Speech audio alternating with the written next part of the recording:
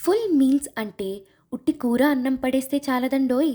రండి నే చూపిస్తాను. అన్నం అంటే అమ్మ నాన్న. చిన్నప్పుడు కాస్త కఠినంగా ఉన్నా ఎదిగే కొద్దీ మెత్తగా అయిపోతారు. బారసాలలో అన్నపరవన్నంలా, ఒంట్లో బాలేకపోతే పెరుగన్నంలా మనకు కావాల్సింది అవుతారు. అయ్యి కాస్త గడ్డి కూడా పెడతారు. ఇంకా అన్నా చెల్లెళ్ళంటారా? నేను చెల్లిని కాబట్టి నిజం చెప్తాను.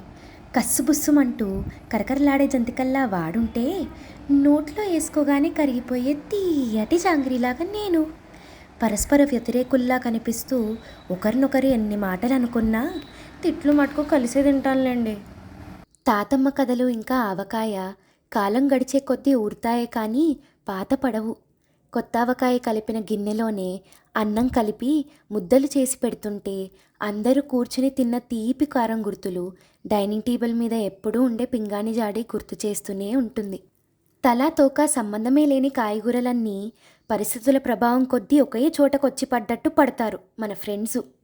జీవితం మనల్ని రుబ్బు రోల్లాగా తొక్కేస్తుంటే ఒకళ్ళనొకళ్ళు వదలకుండా అతుక్కొని బ్రతికి బట్ట కట్టాక చివరకు మిగిలేది సాదాసీదా చట్నీ కాదండోయ్, సాటే లేని రోటి పచ్చడి.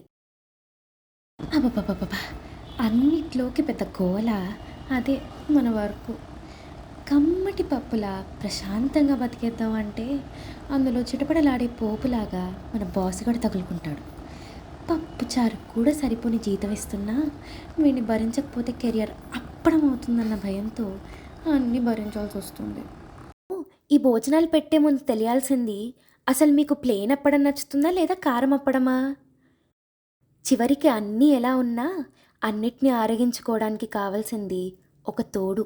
అదే తోడు పెట్టిన కమ్మటి పెరుగుతో చేసిన మజ్జిగ. ఇవన్నీ ఉంటేనే కదా మన జీవితం కూడా ఈ భోజనంలాగా సంపూర్ణం. అమ్మో, జస్ట్ మిస్. కూరల్లోకి వేసుకున్నా నోట్లో వేసుకోకండి.